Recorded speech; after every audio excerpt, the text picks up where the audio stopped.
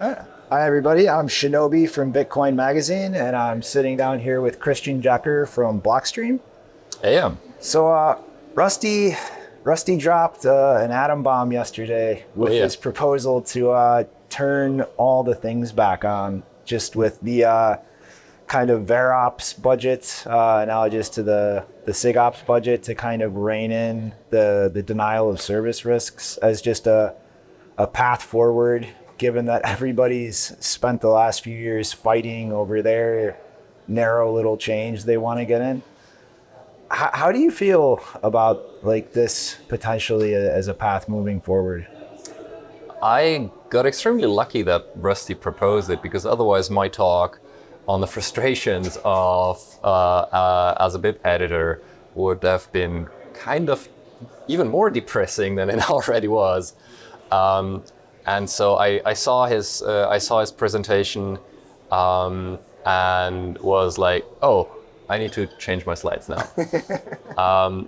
Because you're right, we have been trying way too long to be clever in as much that we try to sidestep the discussion of whether we want covenants, what kind of covenants we want, or introspection as we like to call it.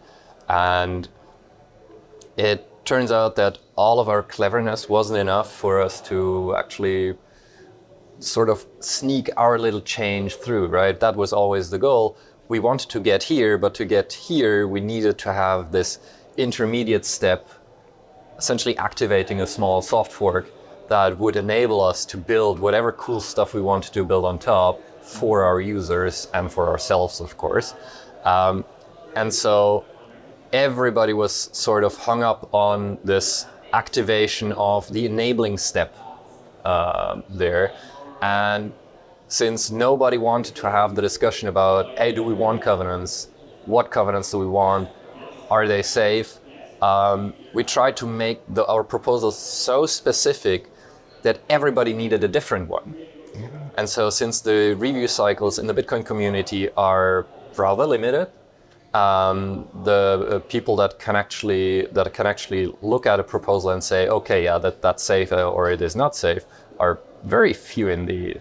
And so we ended up in a situation where you would actually have to badmouth other proposals in order for your proposal to grab the attention that is needed to get your proposal through.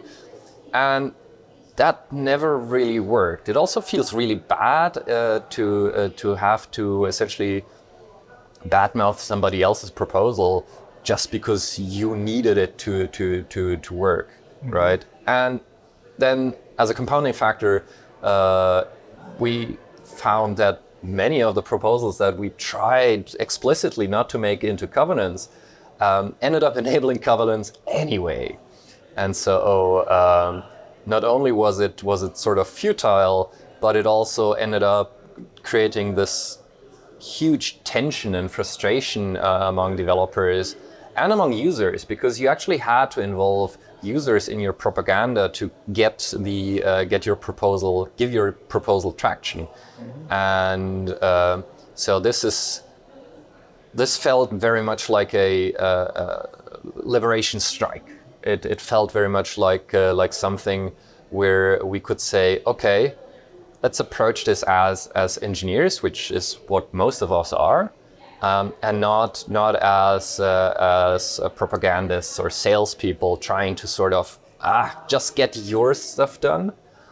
And the idea was essentially to, okay, let's put this on a more fundamental level. Let's restore the script we had in the very, very early versions of Bitcoin, without the issues, of course. But let's re-enable that functionality. Let's give everybody the tools to build whatever they want. Let's not be patronizing them, and essentially give them the tools to show their work, show that it is working, show that that there is interest in the wider community, and that it is actually being used, right? And so it might be inefficient the way that that you can do arbitrary things, but you can at least show your work and you can show it works. And then once that is done, then is the time to actually optimize. Because then everybody is interested in actually optimizing those use cases. It's not a use case you're interested in, but it is taking up a bit of blockchain space. So by enabling more efficient opcodes based on our prior experience, we can then all have the upside of the performance improvement. And so I think that is a much more honest dialogue to have, and it's also a much more much less noisy sort of way of working towards a common goal, which is enable programmable money on Bitcoin. And so I was incredibly happy when Rusty came up with his presentation, and I sort of tweaked my presentation because it was sort of this light at the end of the tunnel for me, and it felt good seeing that there is this possibility of getting back the script and its flexibility in the way it originally was, and as well solve some of this friction we have inside of the Bitcoin developer community. And I think you make a really like important point as far as the involvement of users. Like I think regardless of whether this actually moves forward and it's the direction we choose to go in, if it's just seriously discussed, I think that can be an incredibly healthy thing for the larger and wider ecosystem's involvement, because the way a lot of people approach these discussions when the actual subject matter is above their head is just look at like associations that people who are pushing for a specific thing have, and is that a good thing to be associated or a bad thing, and then just transitively apply that to whatever proposal they're pushing for. Whereas if we move in a more cooperative direction where everybody just openly discusses like the complete set of things that we want enabled, and is this good, is this bad, is the good worth like taking some of the bad for the gains we can get from it, that makes it a lot more difficult for outside of observers to just associate a single aspect of something and go, well, this person does this thing that I don't like, so therefore I don't like that proposal, because everybody would be just working towards that singular consensus view on things rather than the politicking we've been dealing with. Yeah, absolutely. It's obvious that we need to defer to experts. I'm not an expert in some subject matters, and I will defer to those experts. But if those experts are themselves incentivized to sort of present a one-sided picture, because hey, it's holding up their progress, it's holding up the possibility of actually getting their application working, then the community as a whole also gets a very, very skewed image of what is actually going on.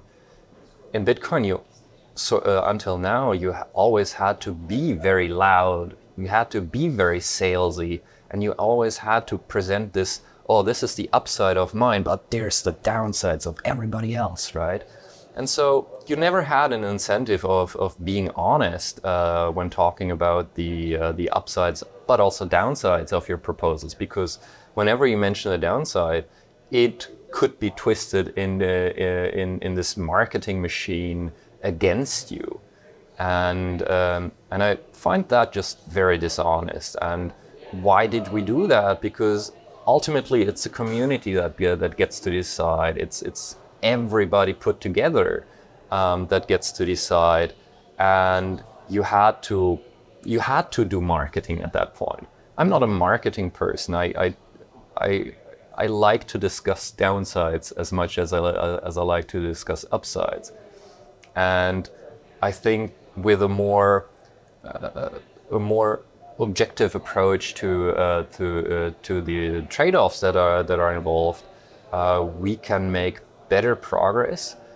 We can come to proposals that are ultimately better engineered, that had more review, that are safer than if we all try to do some piecemeal little changes. Because as much as we try to bolt those down, the combination of multiple of these very targeted changes could still open up functionality in their combination. And so it's a very nuanced discussion to have. And if we throw propaganda in the mix, then all we get is noise at the end.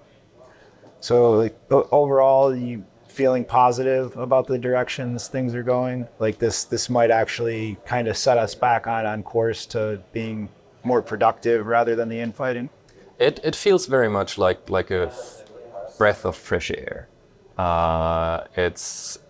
We were entrenched a lot over the last years. We had a lot of infighting, and like I said in my talk, I'm not that good with conflict, and it also affects the individuals that are having these conversations, that are having these discussions, and it just feels good to have a perspective that we could make progress soon again, and get everybody on at the table and give them a voice and be able to have the technical engineering discussions rather than the propaganda discussions that we've had for the last couple of years. So it's very refreshing. All right. Well, I'd like to thank you for sitting down with me, Christian. Hey, thank you so much, Shinobi. And I hope everybody enjoyed.